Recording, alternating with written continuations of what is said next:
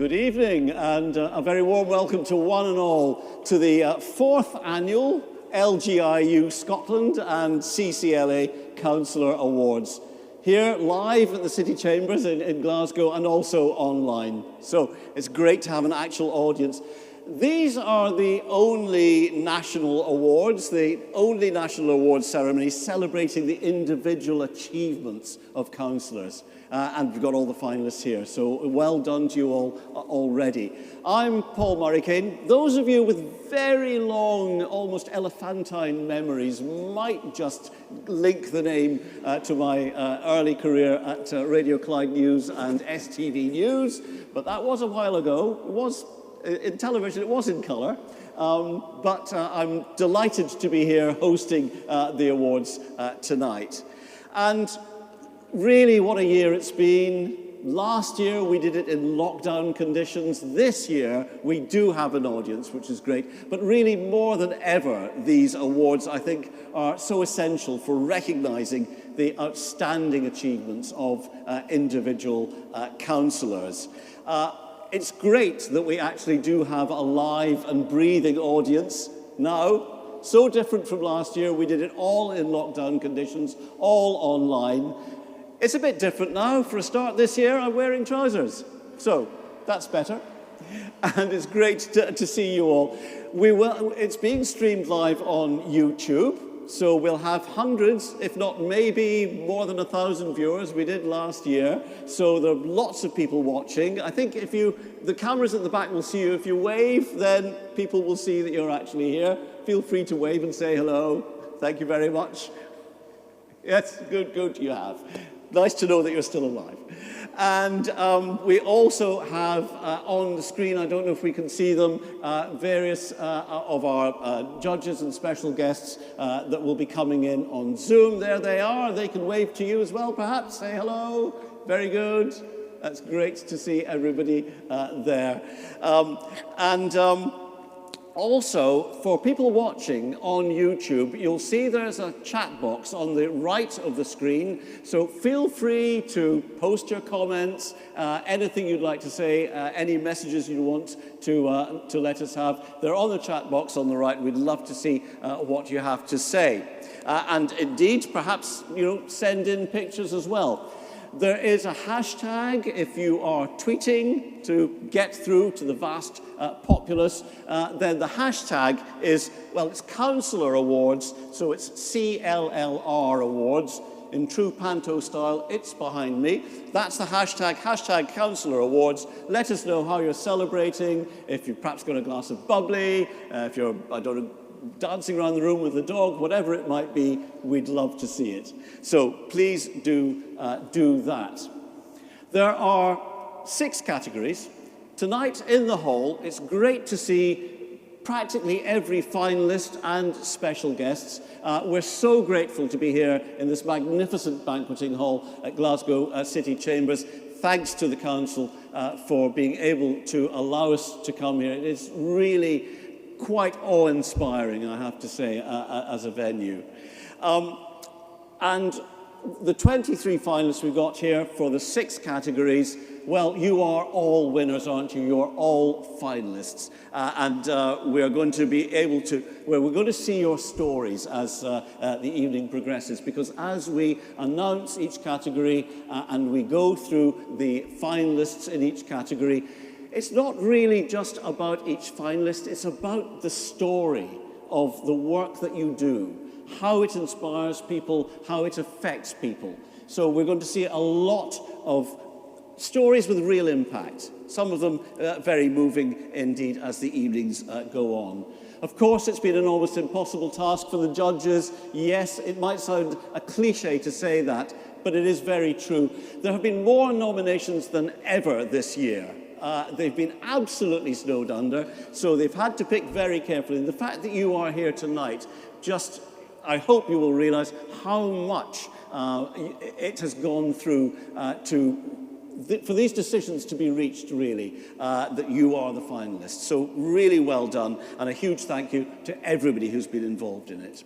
Well, enough for me. I'm sure I'm reading your mind. You're already thinking that. I'm going to hand over to a man I'm sure you're very familiar with, Jonathan Carr-West, who's the Chief Executive Officer of LGIU Scotland, who will give us a bit of an idea about the background to the awards and what's going to be happening tonight.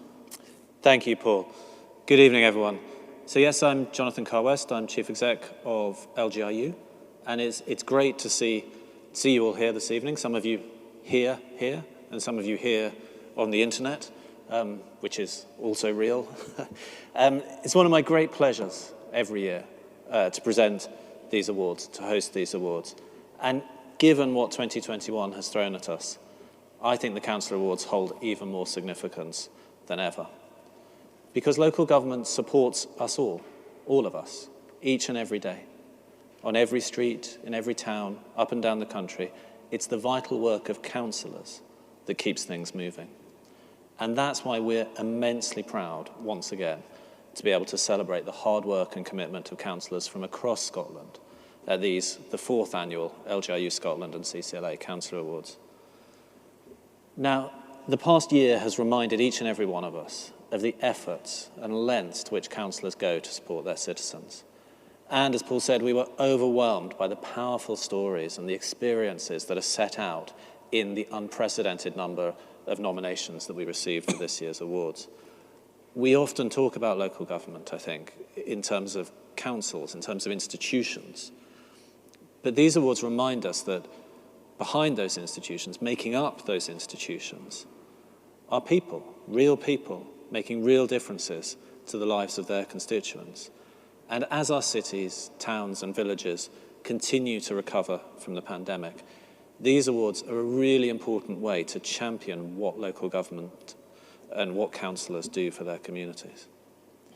So at LGIU Scotland, we work with our members to tackle the big challenges facing the sector, whether that's through our daily news service, our policy briefings, or in-depth research, like the PhD we're co-sponsoring with the University of Highlands and Islands, Shetland, Orkney and Western Isles Council.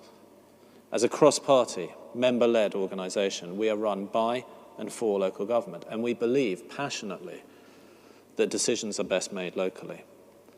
So these awards are an opportunity to draw out inspiring stories of hard work and dedication, paying off for the benefit of local communities across the country. And I think they're, every year as we tell these stories and hear about this amazing work, for me, it's a real antidote to, we live in often quite cynical times, we get quite drawn up in sort of challenges and problems. And this is a real antidote to that. It reminds us that people are doing amazing things out there for their communities. The quality of the nominations we received was excellent. Competition was really tough. Very difficult to decide on the winners, and we're really grateful to our judging panel, and you'll hear from some of them this evening. We're really grateful to them for their time and their expert view. And of course, we're always grateful to our founding partner, CCLA, without whom we couldn't do this. So thank you again for joining us. And we look forward to unveiling the winners together this evening in a few moments. Well, Jonathan.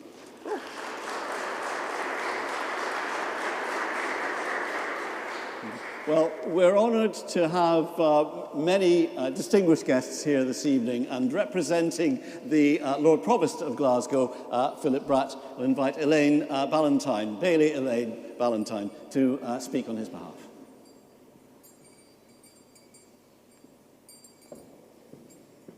Thank you, Mark.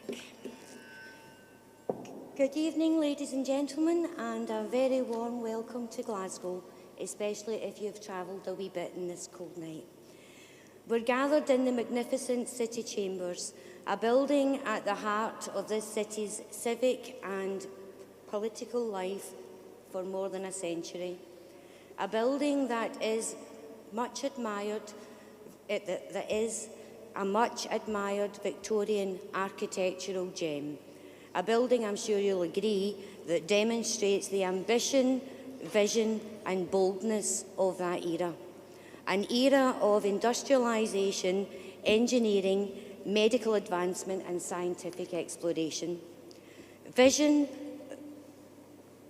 boldness, ambition and innovation that I am proud to say our citizens continue to demonstrate today. You may be aware that Glasgow has recently hosted a wee event. If you haven't, I don't know where you've been.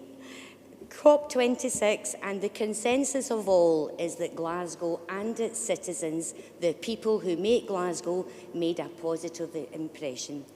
Ladies and gentlemen, I can tell you our citizens, those we serve, make us so proud each and every day. Their friendliness, sense of fun, ambition for their city and international outlook, appreciated by all attending the COP26. As a local councillor, I am proud to serve and be associated with this wonderful city. I know that pride and a wish to serve and help local people is the hallmark of all that is good in local government across the country. I can assure you the honour of serving far outweighs the difficulties. It's a privilege and extremely humbling to be a Glasgow councillor and participate in public life. That's precisely why events like this are so important. A chance to gather and celebrate the best of local government and the grassroots public service. So it's my immense pleasure on behalf of the Lord Provost and the people of Glasgow to be hosting this civic reception as we applaud the very best examples of public service demonstrated by councillors serving their constituents. This has, without any shadow of doubt, been a challenging time for local government. All of us have been completely blindsided in so many ways by the pandemic, yet determined to continue to serve in these unprecedented times. In recognition of this, the LGIU has rightly introduced a new resilience and recovery category. So this evening is about showcasing the important work of councillors in Scotland, gathering together the best and the brightest councillors as we celebrate and honour the vital contributions they make across our communities. With media attention more than ever focused on those in public life, I'm sure, like me, you'll agree, it's our responsibility, indeed it's our duty, to be above reproach and to maintain high standards. These awards serve as an important reminder of what is possible and the true value of local service. I know those shortlisted and awarded this evening will inspire us all to look to the future and to work even harder to make a difference. Congratulations to all those that have been shortlisted, and to good luck to everyone. Thank you.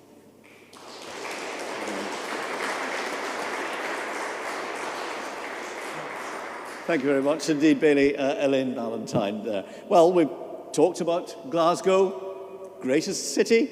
Let's move it up to a wider Scottish basis, as it were, and hear from the president of Cllr, coming in through Zoom, Councillor Alison Everson, who should be joining us through the miracle of Zoom. She is there, she is. As I say, she's president of Cllr and co-leader of Aberdeenshire Council. First elected to Aberdeenshire Council in 2012, becoming the opposition deputy leader and president of Cllr in 2017. Now that makes her the 15th president, but possibly more importantly, the third female president of Cllr. Councillor Alison Everson.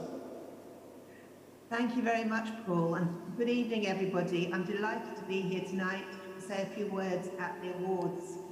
As has already been said, these Councillor Awards are the only awards showcasing councillors across Scotland and the dedication of councillors serving their communities across Scotland. I want to focus on two issues. Firstly, I would like to say that everyone here tonight, as an elected member up for an award, is a winner. In fact, I would say that every person who puts themselves forward for election as a councillor in Scotland is a winner, and also, of course, a community champion. During the COVID pandemic, we have seen just how relevant local government, councils, and our councillors are. We have never had a more important role in providing community leadership and helping getting communities through these difficult times. Our communities looked to us and we responded, as did our workforce. We have shown what can be achieved by a strong, empowered local government, working with strong, empowered communities for the benefit of all. Secondly, I would also like to mention the Cllr budget lobbying campaign, Live Well Locally. That is the ambition of everybody who seeks election as a politician, to make a difference within our communities and to help people to live well locally. The fact is, Scotland's councils and all our elected members are key to creating the conditions for people within our communities to live well locally, whether that's on a remote farm or in a city centre, whether in a town, a village or on an island. People's local environment has become even more important during the pandemic, and local government must be empowered and funded properly to allow us to create the environment for people to live well locally. Recovery needs to start locally to tackle the key issues facing our communities, and our local leadership is needed for that.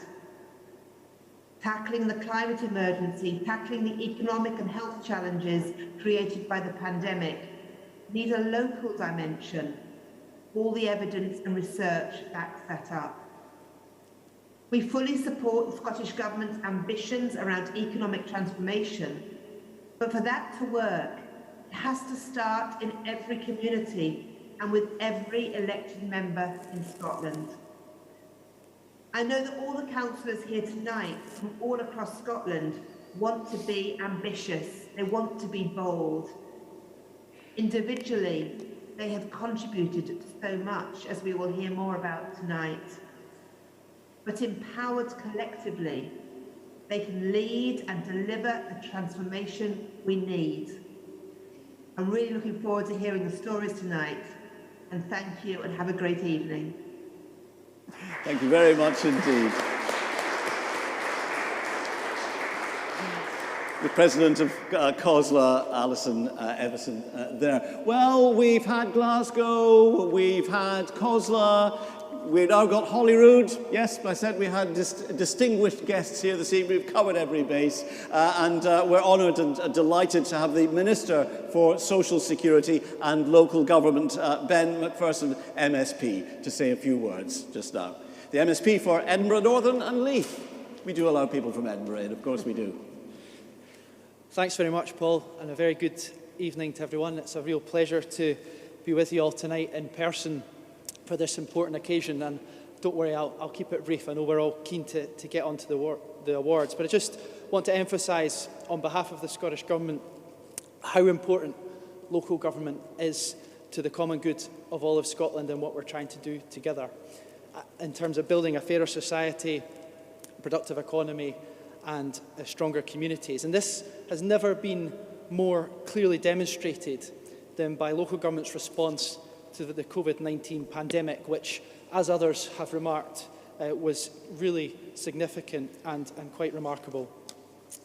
As a constituency MSP and as a minister in 4 different roles, and particularly in this role as Minister for Local Government, I have been blown away, as have many, by the remarkable and many great examples that we've seen of councils working with their communities to support the most vulnerable, and to do so particularly during this time. Councillors of all parties and of those who are independent. And this has been extraordinary over the last 18 months to 2 years through the pandemic. but also will be really important going forward, because all of Scotland's councils play such an integral role in what we need to do going forward. And the Scottish Government is absolutely committed to working with you, with Cllr, and with all councils, so that we can make the strongest recovery possible together, to do so collaboratively and in partnership as different spheres of government.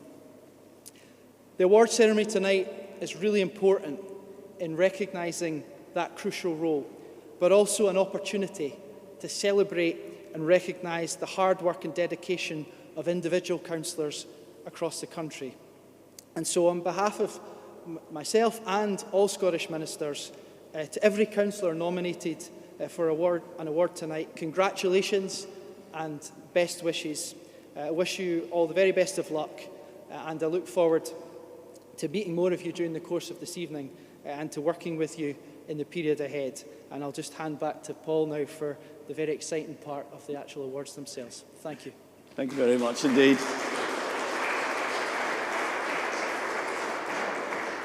Thank you, Ben. Well, be prepared to be even more blown away then by some of the stories you're going to see, because when we introduce the categories, we introduce the finalists, there will be video packages, and these really, many of them contain messages from people who've been affected by the work that you do. Some of the things they say, well, you might find it difficult to get out of the door. Heads will be so big by the end of it, but very justifiably so. There's some astonishing things that they will be saying. So, yes, without any more ado, as Ben McPherson was just saying there, the thing you really are all waiting for and want us to get on with is you want to find out who's going to win in each category. We're very excited to be able to start the process now of going through all the categories and the finalists. Here's how it will work.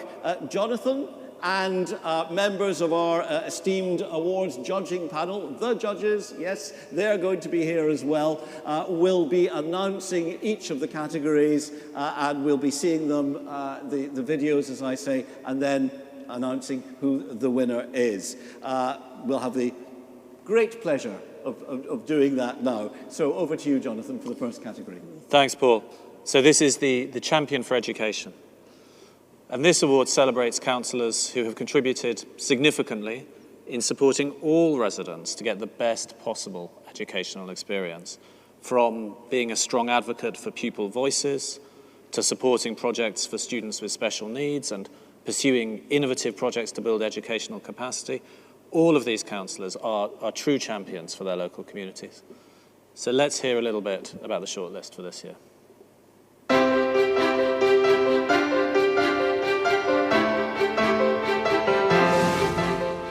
Edinburgh City's Young People's Champion Eleanor Bird established Young People's Forums across the city, and the strength of the network of engagement she achieved is shown by Edinburgh having the largest proportionate field of candidates for the Scottish Youth Parliament elections.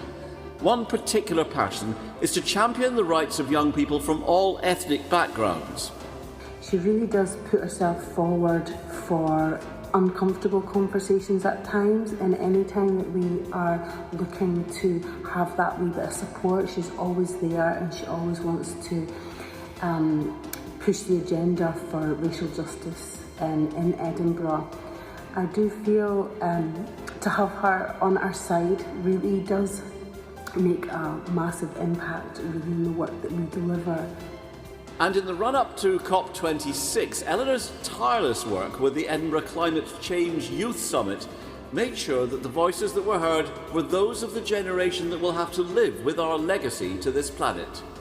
It would be great to see the decisions and the discussions that people have been having being taken into consideration in every discussion that's made, every decision that's made by Edinburgh Council, and even taken further up the ladder.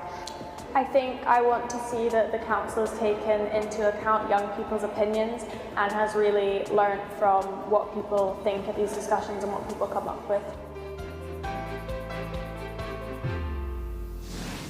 Councillor Cllr Leach is giving children and young people the power to shape council decisions. The 30-year-old has involved young people in East Ayrshire Council's Climate Change Committee, as well as many other policies and strategies, and has been a stalwart for youth voice in all decision-making throughout the council cabinet committees, where the youth cabinet are consulted and taken seriously and acted upon.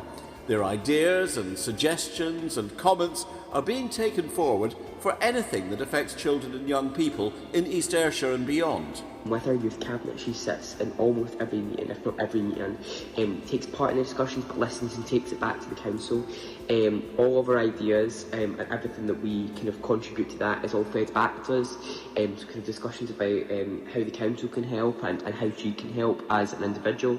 And I was also honoured to be in a Herald article with her just this past week about COP26 and climate change, which just really shows how committed she is to kind of talking with the media about young people and talking, with us as young people. Claire was a bit of a local hero a couple of years ago as she talked a man down from completing suicide.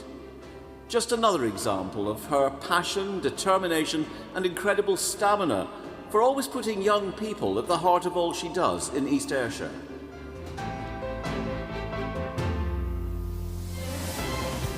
Hard work and good nature, they don't always go together, but in Frank McNally's case, as Education Convener at North Lanarkshire Council, they're the key to his success. And it's all about giving kids the best start in life, as STV News reported. These children are clearly enjoying the summer activities at this club in Coatbridge and working up an appetite for lunch. What's your favourite game? Dodgeball. Cousin joined the 365 club. It's fun. There are now more than 20 of these running across North Lanarkshire. They're free to attend and open during school holidays and at weekends throughout the year. Hot lunches are provided and children are given the chance to take extra food away. They play ball sports, they start for their lunch and then they play some more sports. And it's just great to see them all together, interacting together and having such fun and tiring them out. Importantly, personally, it's a lifesaver, and I don't use that word lightly, it's an absolute lifesaver. Frank helped launch Club 365 as the first in the UK and hopes to see it become a national initiative. And his message has been heard across the world, literally. With Frank as convener, education in North Lanarkshire is loud and lively, as North Lanarkshire School's pipe band proved, marching through the streets of New York on Tartan Day.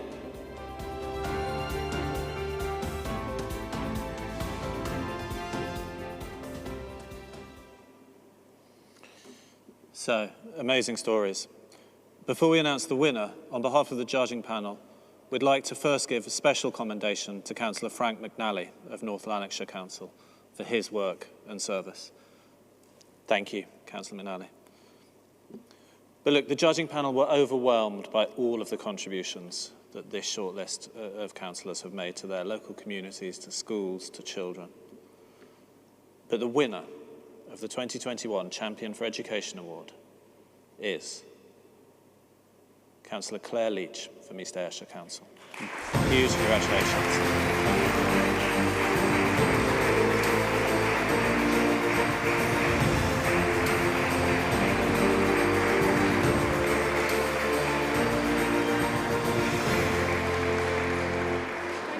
Thank you. Yes, we are. Thank you. Thank you. I'm going to get a quick word with you. Emphasis on the quick word. Many congratulations. Well done indeed. Over here just a little bit for the picture. There we are. Thank you.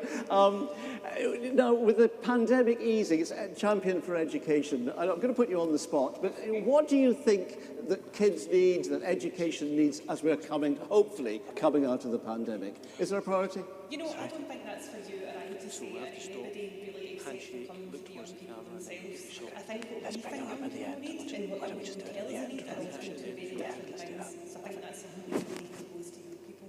Well done. Yes, indeed. Well, I certainly don't know what young people know about you. You have a better idea. Clearly, congratulations once again. Well done.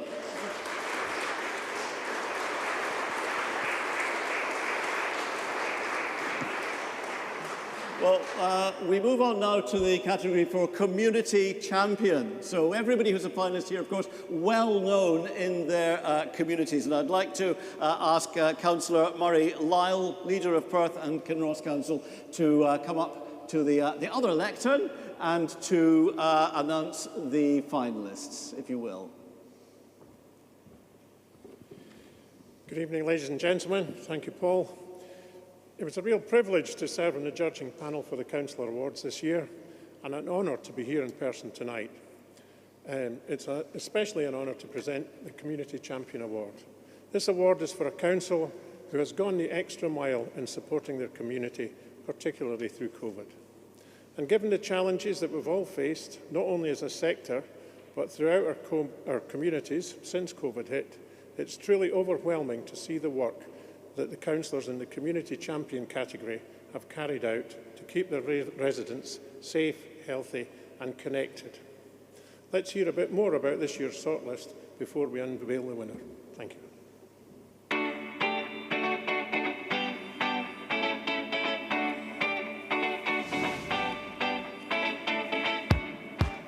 A single parent, Annette Christie balances the challenges of political life with bringing up her daughter and caring for an elderly and infirm mum, sharing the same pressures and triple burden of work, homeschooling and caring many women have experienced during COVID-19, using her role as a councillor to improve this. So many things inform Annette Christie's unique contribution to public life in Glasgow. As a migrant who lived in Jamaica and also a Canadian citizen before her return to Glasgow, Bailey Christie chairs Glasgow's BME task force. Established before summer 2020, its aim is to tackle structural barriers with a focus on employment. And as the mother of a mixed-race child, she was behind the successful September 2020 Black Lives Matters motion, and co-chairs the Arising Black Lives Matter's Slavery Legacy Group. She championed her ward as pilots for period dignitary in high schools and as a livable neighbourhood, and campaigned vigorously against gambling addiction, bringing together in a two-day summit this September people with lived experience of gambling harms with experts in practice, research and policy to share knowledge, insights and ideas on tackling this scourge in a world adapting to the impacts of the COVID-19 pandemic and the explosion in online gambling.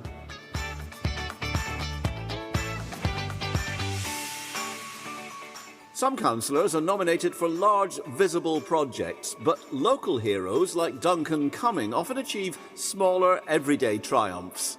They're all contained in 6,500 copies of Councillor Cumming's newsletter, The Voice, which is hand-delivered every single month. So, some smaller triumphs, such as Kilmerdinny Park, dug up for rewilding. Councillor Cumming's swift action stopped the digging and preserved play for children now and in the future. The local train service from Milngavie to Glasgow is the worst performing in Scotland. Duncan was involved in a campaign to the Scottish Parliament which led to lengthening the platform at Milngavie Station and other improvements. Bearsden is known as affluent, maybe almost too quiet, but underneath the pleasant exteriors there are injustices and threats to resources. Councillor Cumming, they say, is always willing to stand against the flow in the name of representing the local residents, and he keeps the community both involved and informed.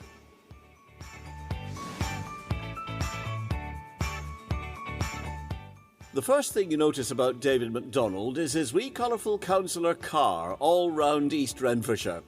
On the front and back of his car are emblazoned the words, "Power to the People." This epitomises all of what David is about. His testimonial asks the simple question, what has he not done? He's organised community litter action groups, fought hard for young people's voices in schools to be heard on issues of equality and human rights. He bought 2 buses to solve a school transport issue.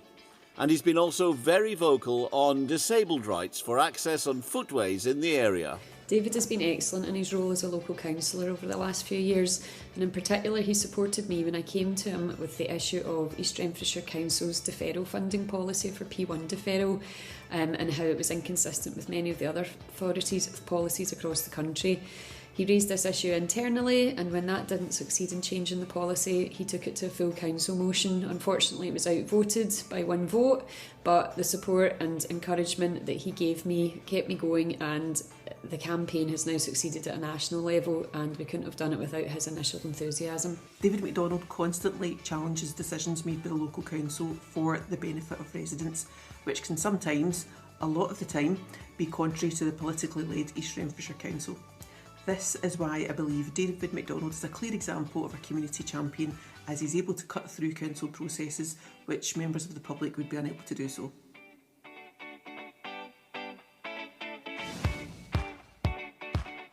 When Mohammed Malik turned up in a van to deliver COVID relief food to those most in need, you might think he was doing the council's work, and well done too. But what most people never realised is that Councillor Malik and others bore the cost of buying the food and the van himself. A perfect example of selfless service. He's an asset to the community.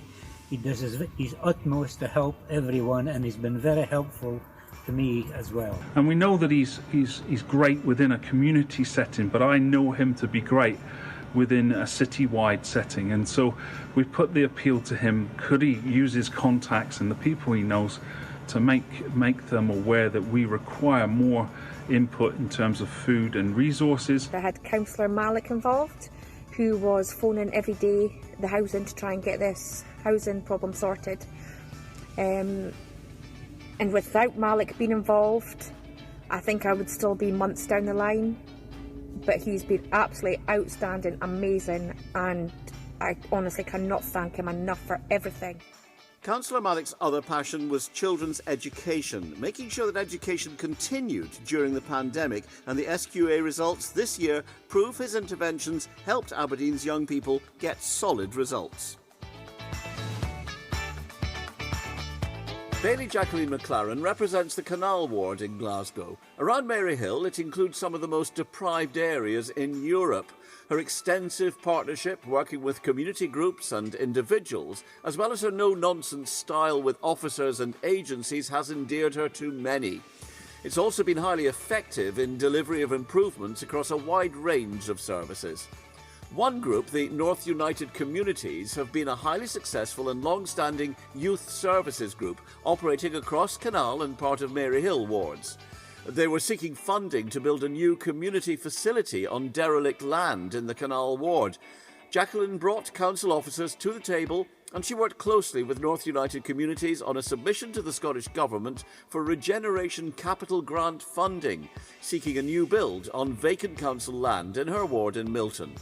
She was instrumental in getting Glasgow University involved. Her application was successful. The new facility will open next year and will be a new service hub for a community that badly needs it.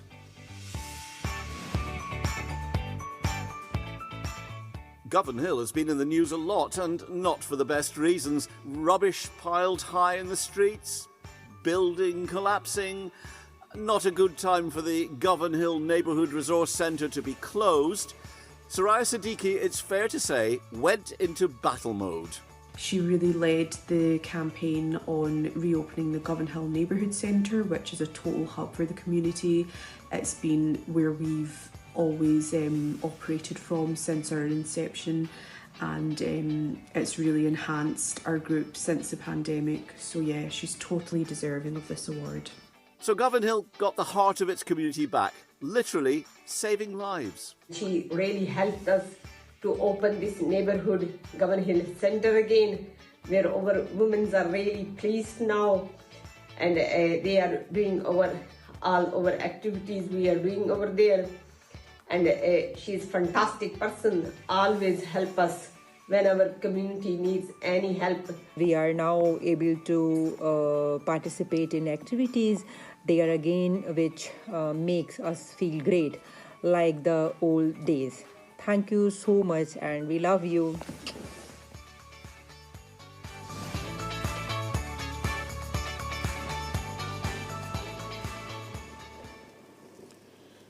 Thank you. As you can all have just seen, I think all the candidates this evening are champions in one way or another.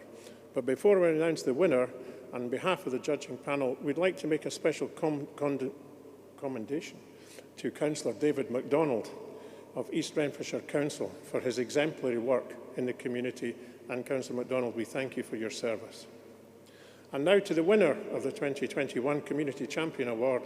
It's Councillor Bailey Jacqueline McLaren from Glasgow City Council. Would you like to come forward?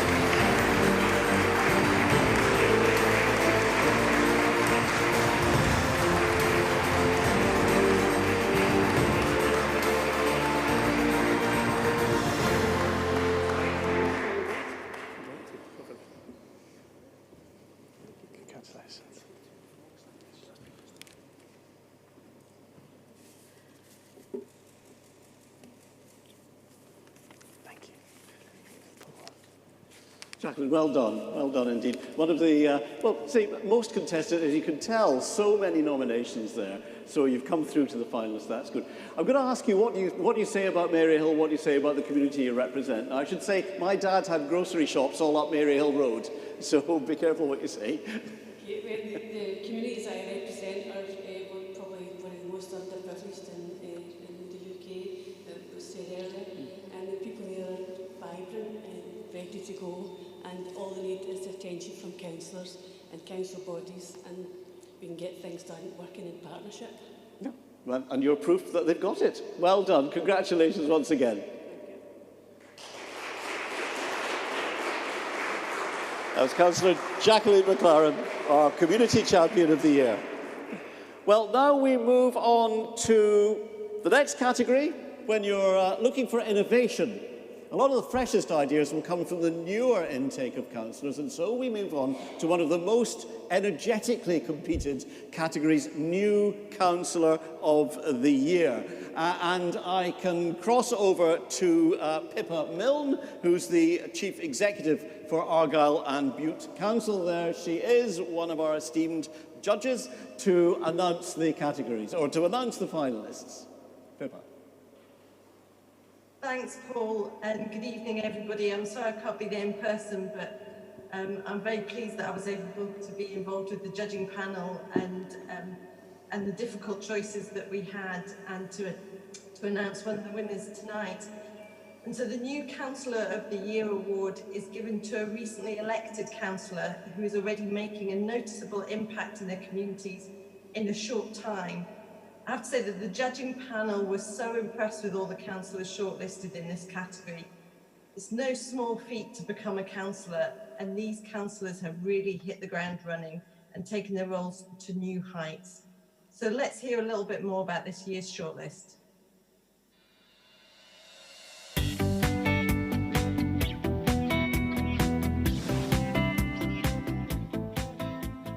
One of the youngest members of the Scottish Borders Council, Chris Chapman, has also worked part-time as a youth worker. His lived experience of cerebral palsy has brought long overdue input and insights into a council that perhaps in the past has lacked diversity, and his empathy and understanding really shows. Blew our whole family away as to how incredibly kind he is, and knowledgeable and supportive. And even now, my husband died last October of sepsis, of COVID. All three of us have remained COVID-free. He still is very supportive, both emotionally and practically.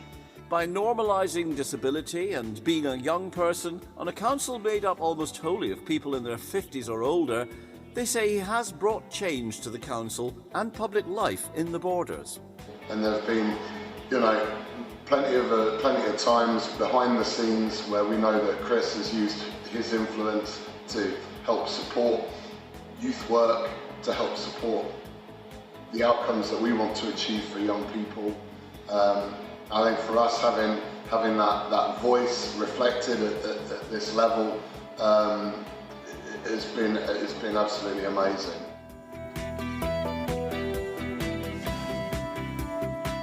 In May this year, Christy Mearns was elected as Glasgow's Deputy Lord Provost.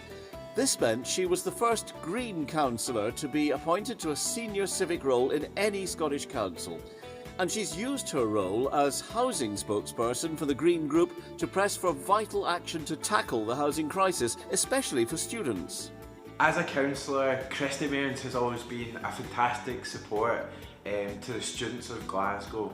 I know Christy cares a lot about our tenant-led commission, about reviewing purpose-built student accommodation in the city. These things often really impact us as students, but as a councillor, Christy goes out of her way to try and make sure that students' voices are included in these massive conversations that impact our future. She's helped our area so much already. She's helped push through funding for 2 separate areas of land that will be developed by the council and maintained by Anderson Green Spaces. And even while she was out visiting, she's seen a bollard that was down, took a picture of it and it got sorted. All this and direct work with advocacy organisations including Stop Climate Chaos Scotland, Glasgow Calls Out Polluters and the Tree Lovers Society to ensure their voices are heard. With a 6-month-old baby in tow, Jackie McCammon decided to stand for the rural ward of Mid-Galloway and Wigton West in the council area of Dumfries and Galloway and was elected with one of the biggest majorities in Scotland. Now with 2 children under 3, Jackie continues in her role as a breastfeeding consultant with the NHS and her hobby of beekeeping, while also enthusiastically representing her constituents and driving forward community agendas. Councillor Jackie McCammon is a great councillor because she understands the needs of her local constituents. She's born and bred here and she understands the importance of keeping rural communities alive and well and serviced by the local authority and not forgotten about in our wee corner. She champions for the needs of all ages, but particularly for young families. And she's super approachable and friendly, and she goes above and beyond her duties to help you with any issues you might bring to her table. I am particularly grateful and impressed with her work to improve certain processes of education recently. Being a mother of young children herself, she's got the empathy and understanding to be a strong voice for parents and carers in our ward. In Dumfries, flood prevention is a major issue, and Jackie has shown courage and determination in fighting to make life not just better, but safer for all in her ward.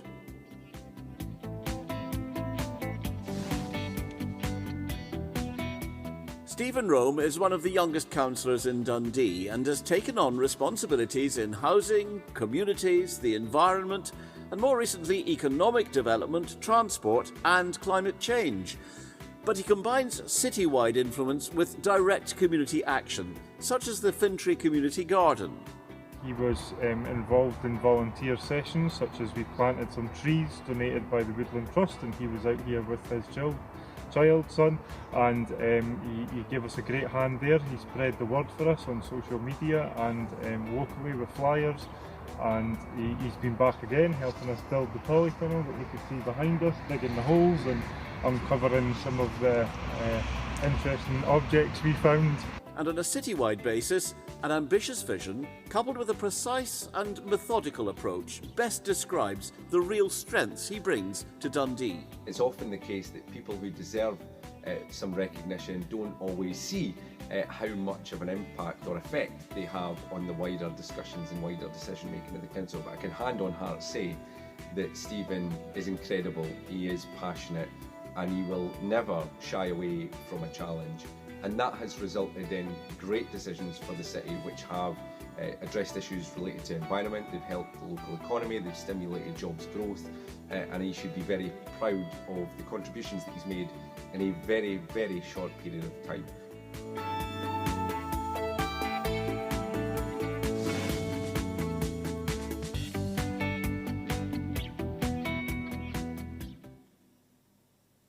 I'm sure you'll see from the video just how impressive those new councillors are and what a difficult decision we had in this category. And before we announce the winner, on behalf of the judging panel, we'd like to give special commendation to Councillor Chris Chapman of Scottish Borders Council. Your work really stood out, and we would like to thank you for all you do for your community. And now, the winner of the 2021 New Councillor of the Year Award is Councillor Jackie McCammon of Dumfries and Galloway Council.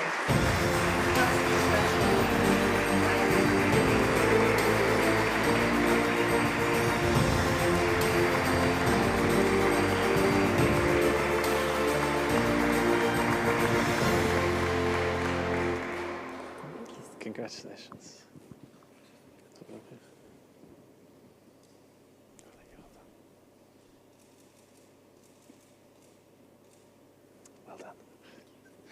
Well done, Jackie. Congratulations. Well done for getting up on the stage in those heels.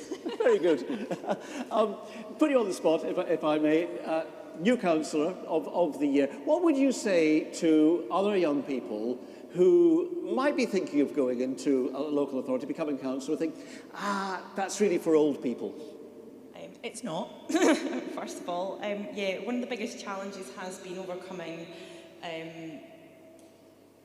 more older councillors, shall we say, and the influence.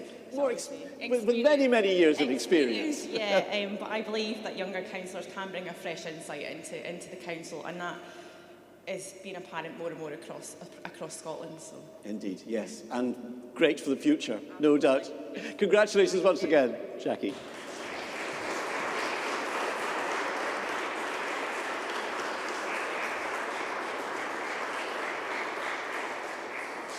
Told you there would be some amazing stories, and there are more to come. Well, 3 winners are celebrating so far tonight, and what an eye-opening insight it's been into the many ways in which you're transforming the lives of people in your council areas. But the work of the LGIU goes beyond these shores. They now operate in Ireland and Australia, as well as here in Scotland and across the rest of the UK. And their growing family brings added value to all their members, wherever they are, with a website giving access to a huge catalogue of international, local government content under one virtual roof.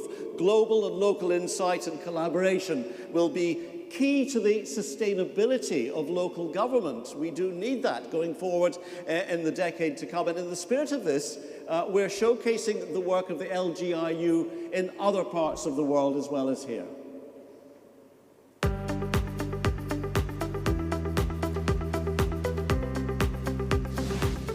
The Local Government Information Unit is the longest-serving local government membership organisation in the UK.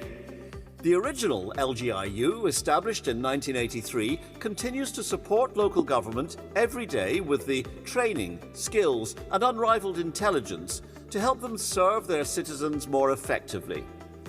At LGIU, we believe that solutions can be found by sharing problems. Inspiration from best practices can lead to local innovation. Celebrating successes from elsewhere can keep us motivated in our own communities. That is why the LGIU continues to grow across the globe. Now as LGIU England and Wales, LGIU Scotland, LGIU Ireland and LGIU Australia, we work for and with many more local authorities around the world, sharing the ideas and solutions needed to provide sustainable public services in the future. And our newly launched Local Democracy Research Centre has been created to help unlock the latest research and connect our members in local government with academic networks seeking to understand how to tackle these challenges around the world.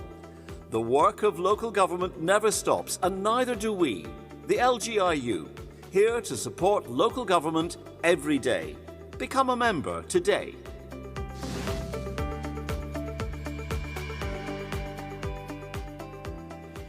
We're here to celebrate your achievements, of course, but we like to promote ourselves because we can. We're running this bit, so there we are.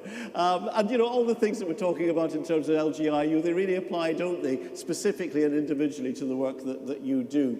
Well, we've seen so far how new councillors starting out in public service can give, you know, fresh energy. Let's now go to the other equally, if perhaps maybe more valuable aspect of experience in local government, the many years of serving the local community, the lasting and positive contribution that councillors can and have and are giving to their communities. And that, of course, is the lifetime contribution category, which we move to now. And I'm delighted to ask Councillor Richard Bell, who's the City Treasurer of Glasgow City Council, to come up to the podium to announce this particular category and give us an idea of who the finalists are and then who the winner will be for the lifetime contribution. There are, I think, 3 finalists, aren't there, Richard?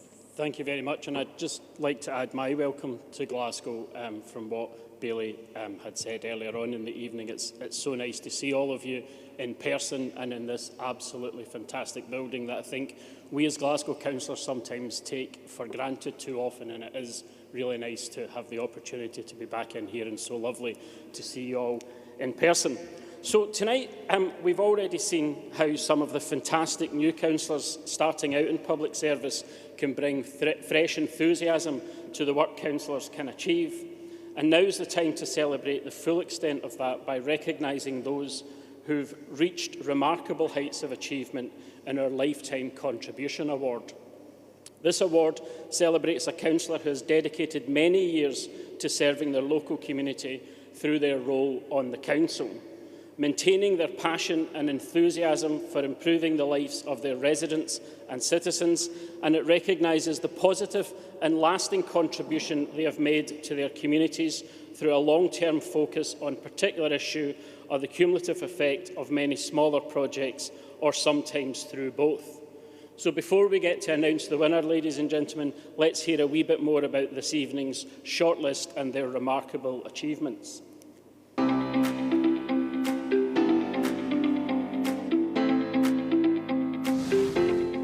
One phrase comes up time and again in Councillor David Watson's nomination for Lifetime Contribution, and that is personal integrity.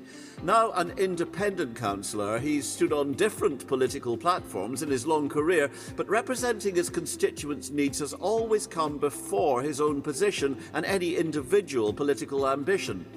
It's known that he sacrificed opportunities to progress at his then full-time employment so that he could continue representing his local community. One of his main triumphs was bringing the International Children's Games, the Young People's Olympics, if you will, to Lanarkshire in 2011. And on a more local level, when South Lanarkshire Council stopped ground maintenance in a large area of his ward to cut costs, Councillor Watson took on the council, mounted a relentless press and social media campaign, and had the decision overturned, saving 1,200 households from large factor fees.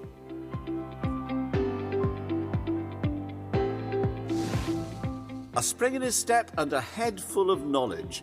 That sums up the energy and experience of 80-year-old Sandy Scott.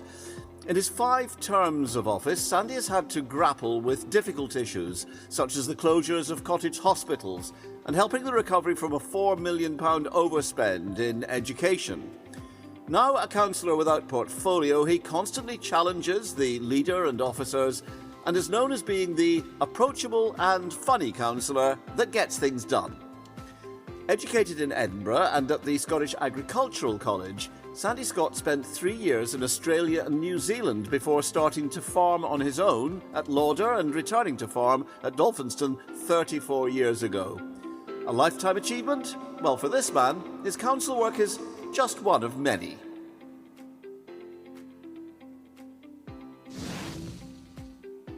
Dundee has a lot to thank Willie Sawyers for, but mention his name and people might say, who?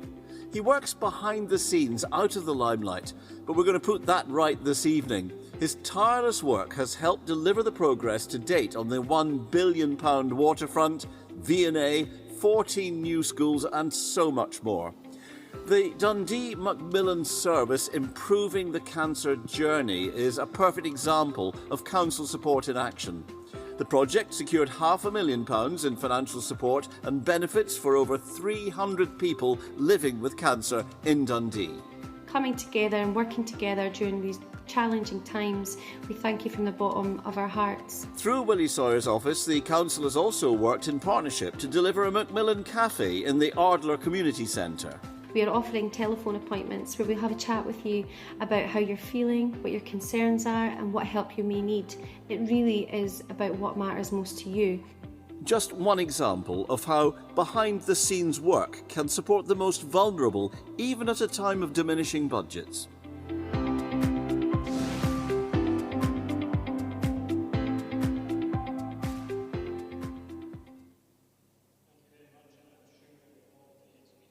difficult decision for the judges to make tonight, but I am absolutely delighted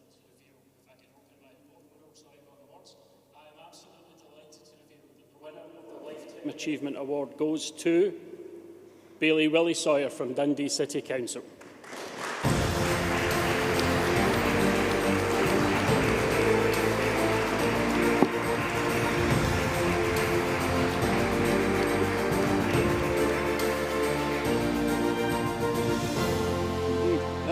I did say that Willie Sawyers works behind the scenes and under the radar.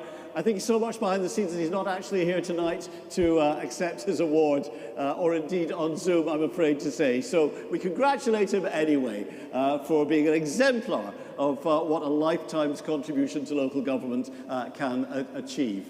And he is our lifetime contribution winner this evening.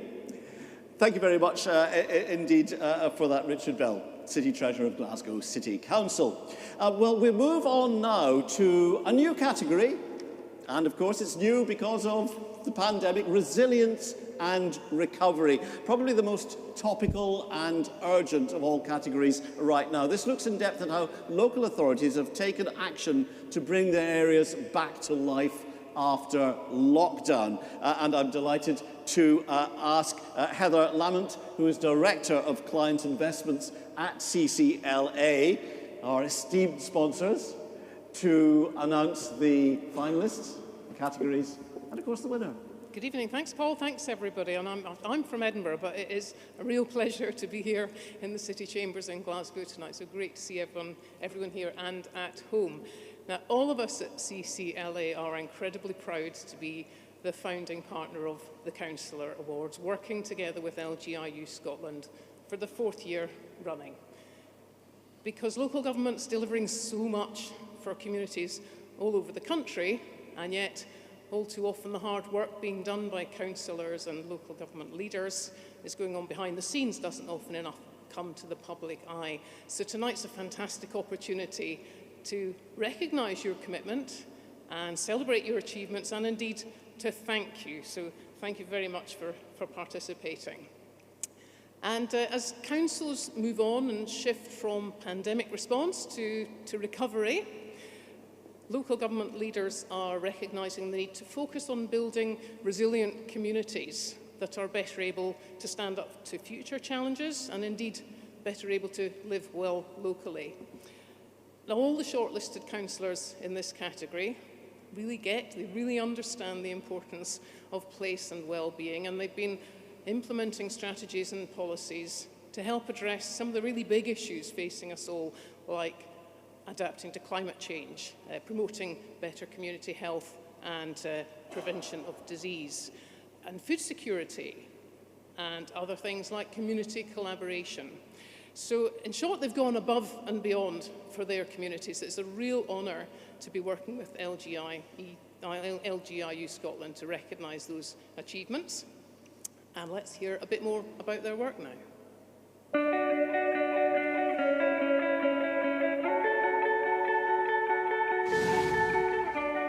Ewan Jordan launched a resilience team in Galashiels at the start of the COVID pandemic, which helped hundreds of people and also delivered food parcels for the food bank.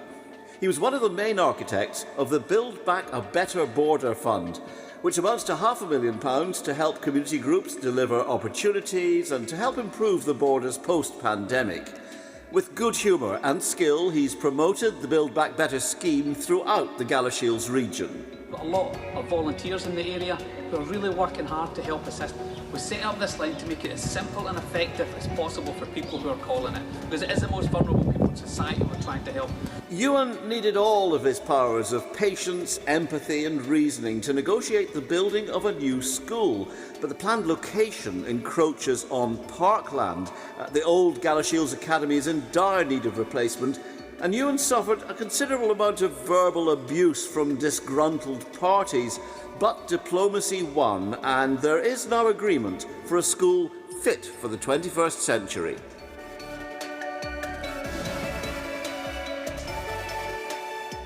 Kelly Parry has been a councillor in Midlothian since 2015 and an elected office bearer of Cllr since 2017. She's a passionate campaigner and councillor and has excelled in this role. Kelly has lived experience as a care-experienced person and has promoted equality, safety for women and girls, and been involved in groundbreaking policies at both a national and local level all throughout her term, with intensive efforts throughout the COVID-19 crisis and recovery period.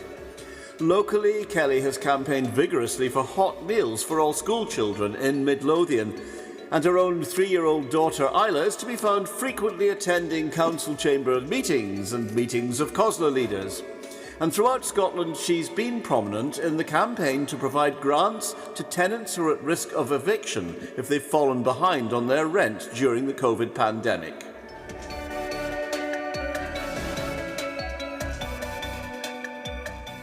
Gwyneth Petrie, the councillor for Huntly, Alford and Strathbogie, has represented her ward and led the opposition group whilst parenting a toddler and a teenage son with no access to childcare, all while her partner was in the African continent with the British Army for 8 months.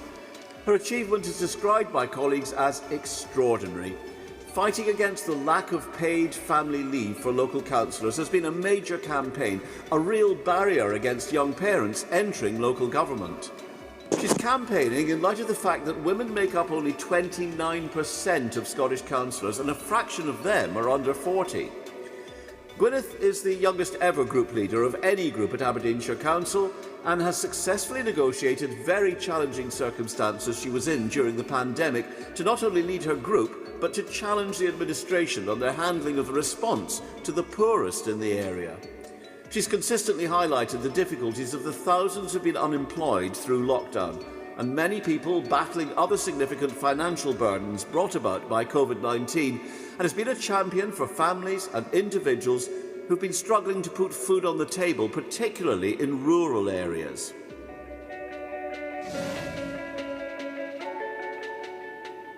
Starting in a career in children's social work and mental health, John Wheeler used that experience to inform his priorities as convener of Aberdeen's Education Committee. And John's experience of working in mental health has become a real asset for the council, which now champions the development of family well-being hubs, which would not have come about without his vision and drive. It's recognised that the well-being needs of children, young people and families as we emerge from lockdown will be very different to that which existed at the start of last year. This investment in local family well-being hubs at the heart of communities will provide early and preventative mental well-being support. Additionally, given the known link between poverty and mental health, it's essential that these hubs adopt an approach which practically combats the effects of poverty.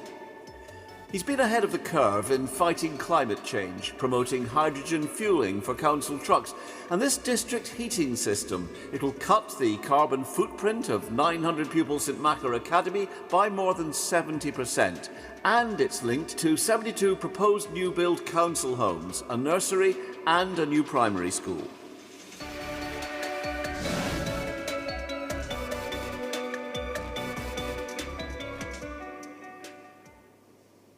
So once again, you can see what a difficult task the judges had.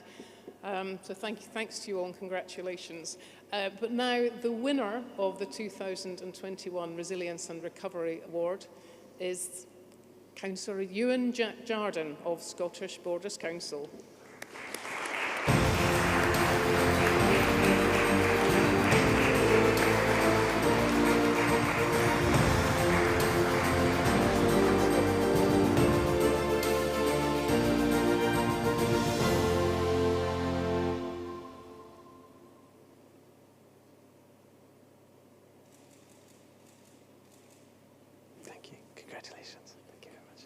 Very well done, Ewan. Well done indeed. I remember at the beginning of this pandemic, it seems like about 50 years ago, 2 years ago anyway, they were saying, well, you know, what will the new normal be like? Here we are now looking at resilience and recovery. Will we recover to the same extent? What will the new normal be like, do you think? Or what are the priorities? I think the priority is just getting the confidence back. People just getting the confidence back and knowing that the councils are doing what they can, government's doing what they can to help people get back to normal.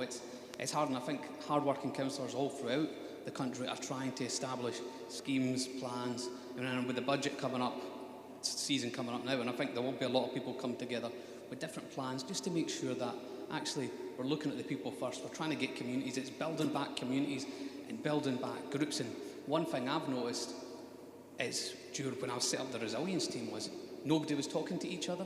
And I think it's important to get people to talk to each other and say, I'm doing this, you're doing that. So it was a lot disjointed, but if we can join people together more, create an umbrella, so to speak, where everybody's working under it, I think that helps us stop when it rains. If we've got that umbrella, it stops it and it helps protect everybody. So I think it's confidence and working together is how we can push forward. Indeed, yes. There's a lot to motivate people, isn't there, in that? Well done, you and Jordan. Resilience and recovery winner for this year. Will we have another one next year? I wonder. Resilience and recovery. Let's see whether it will continue. Well done. Well, we've had the categories, haven't we? But of course, as they say, you know, the one you've all been waiting for, the big one, Leader of the Year. Let's see who it is. Over to you, Jonathan. Thank you, Paul. Well, I mean, this award needs little introduction. The leader of the council is the public face of the council. They carry a huge weight on their shoulders. This year, more than any other year, perhaps, they've had to be prepared to answer difficult questions as we move into recovery. They've had to ensure that they're accountable. And the shortlist for Leader of the Year, I think, is a real testament to the power of effective leadership and the ability of council leaders to stand up for their communities. So let's hear a little bit more about the achievements of all of the shortlisted councillors.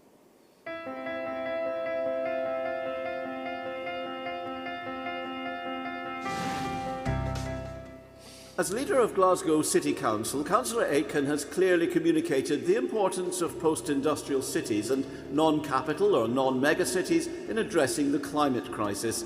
Glasgow may be known as a second city, however she views it as a frontrunner in the race to net zero. The Independent Connectivity Commission has put a stop to the idea of a rail extension to the airport or expanding the city's subway system. Instead, Councillor Aitken is spearheading a plan for the city that puts pedestrians first and a Glasgow metro for the public and region.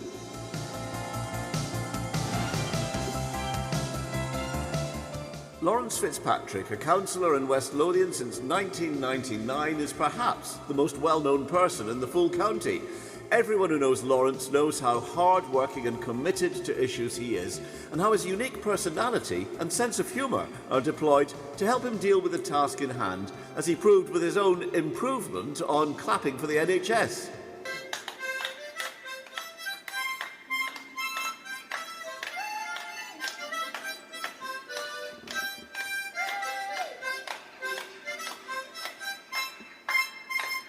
And he's brought hope and new life to people devastated by unforeseen medical crises. The past few years have been particularly difficult for my family and I. I have suffered with a debilitating spinal condition, and my youngest son Leo was diagnosed with cancer. He later needed a liver transplant. Throughout this time, Councillor Fitzpatrick was an incredible support to us, signposting valuable resources we had never accessed before, making the toughest year of our lives just that little bit easier to bear. He is a kind and compassionate man, and he's always the one in our community to go above and beyond for the needs of others.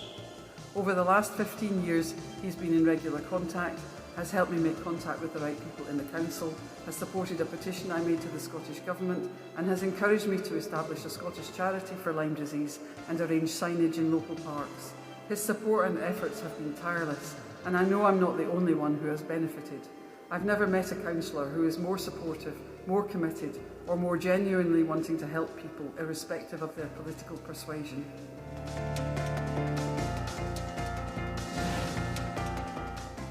Like other political leaders across the UK, James Stockan had to show leadership during the devastating impacts of the COVID-19 pandemic. But he's the leader in Orkney, effectively cut off from the rest of Scotland, and indeed the islands cut off from each other. So it was his ability to speak directly in frequent podcasts that really marked out his leadership approach. Throughout lockdown, the videos that James did over the internet were really important for communicating with our local community, and I think those just show how much care and passion he has for the community that he serves. James has been hugely supportive. The senior officials at the council jumped on the opportunity straight away to have the partnership working, and James wholeheartedly supported that through the development of the purpose of the group, and has been very active in the group right from the very beginning. And any time we've needed support for specific projects or for funding or for any efforts that we're making to make any changes and improvements, he just jumps in and gets involved and supports us the whole way through. Often recorded at night after an exhausting and challenging day, James' videos provided reassurance at a time of great crisis. Stay safe, protect the NHS, stay at home as far as you possibly can except for your hours exercise, and let's make sure that we still save lives in Orkney.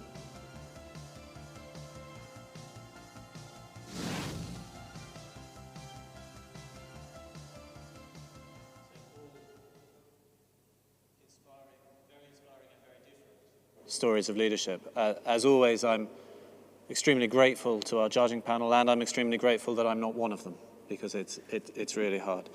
But I'm delighted to announce that the winner of this year's Leader of the Year award is Councillor Susan Aiken, Glasgow City Council.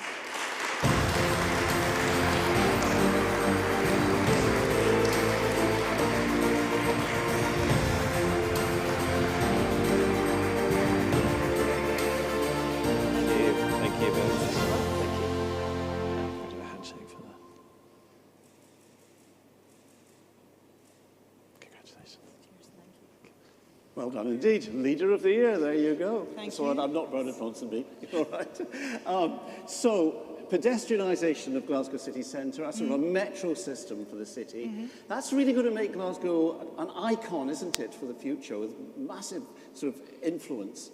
How important is that to you? Well, it's absolutely essential. We are facing a climate emergency, so we have to act like it's an emergency and actually take big, bold and radical decisions. As the host city of COP26, and part of the reason that we were the host city wasn't just because we had a brilliant venue, it was because of the scale of the climate ambition that we were prepared to demonstrate. But as that host city, we had a responsibility to show that we're prepared to step up, and we're not going to let Glasgow's challenges as a post-industrial city stand in our way, but also that we're going to use the emergency as an opportunity to deliver for our communities. Our city urbanist in Glasgow talks about the city being a global city, a metropolitan city and an everyday city. And the challenge for me always as leader is to connect them, to connect the global. And we are now a truly global city. If anyone ever doubted it, we definitely are now. And the everyday. The communities that Jackie represents, for example, and she was too polite to say to you, but she doesn't represent Maryhill. She represents Postle Park and Milton and Hamilton Hill and the areas around the upper canal in the city. But those were the areas that were left behind by that deindustrialisation transition, the previous transition. When we talk about a just transition now to the net zero carbon era, it's those communities that matter most, and so we have to connect the global and the truly local and make sure that having the world leaders in Glasgow and now having a Glasgow Climate Pact will ultimately lead to improvements in the lives and places of the people that live in this city. When you see the ambition of the vision that you've outlined, and you say it will ultimately do this, put you on the spot a bit, when will we see these fairly dramatic changes, to the city centre, for example, the pedestrianisation and all that, and the message that gives out to the rest of the world? Within the next few years, I mean, we're already seeing it happen. We're already seeing those changes take place. Frans Timmermans, who's the head of the EU negotiating delegation at COP26, said that Glasgow is a miracle city compared to where Glasgow was even 20 years ago. And he said that it was a dream to walk around in now, and we've only just started on the changes, but already a city that, despite the fact that we have the lowest car ownership of any city in the UK, has been dominated by the private car for decades and has Scotland's busiest stretch of motorway built right through it. Despite that, we're already making that difference. We've got a low emission zone. We're bringing emissions down, tackling air pollution, which literally kills people in Glasgow. These are... Doesn't Hope Street. Well, actually, it's more the folk that live in the outer neighbourhoods who are more likely to... The more likely you are, the more you live in deprivation, the more likely you are to be hit by the impact of air pollution. It is one of our most serious public health issues. So these things do have to happen quickly, and they will happen as quickly as we can make them. They're not cheap, but we need to think of them as investments in the future health, the future well-being, the future economy, future jobs for our people, not just in Glasgow, but right across Scotland, because when Glasgow succeeds, Scotland succeeds. Councillor Aiken, congratulations once again. Well done. Our Leader of the Year.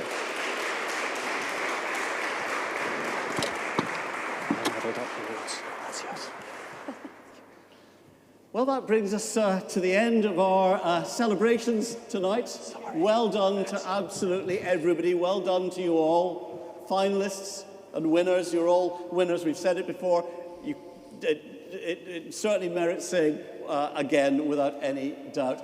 What we've seen, I think, has been the passion and the commitment that you have all given. And we've seen what public service really means, and it needs repeating, it needs illustrating and seeing the human stories behind it all, because ultimately it's not about themes or about issues, it's about people and the way in which what you as people do can transform the lives of the people that you represent. So huge congratulations to absolutely everybody.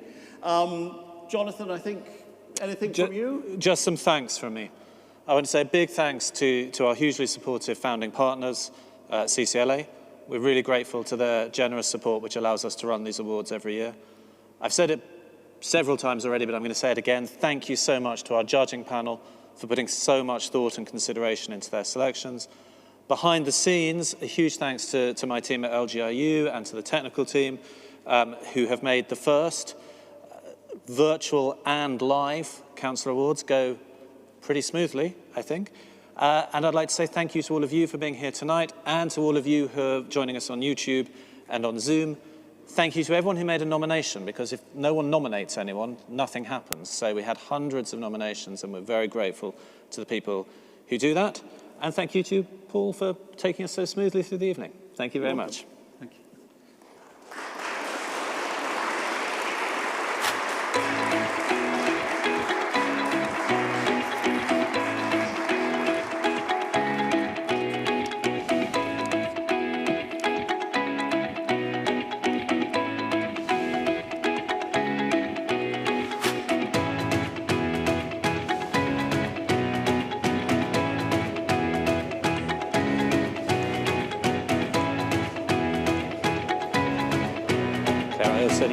Photo with you because I messed that up too. I was holding my script, which I'm not meant to do. Oh, good. I'm glad you enjoyed it. Yes, I mean, it always is. It's one of my favourite things of the year because it's just because it's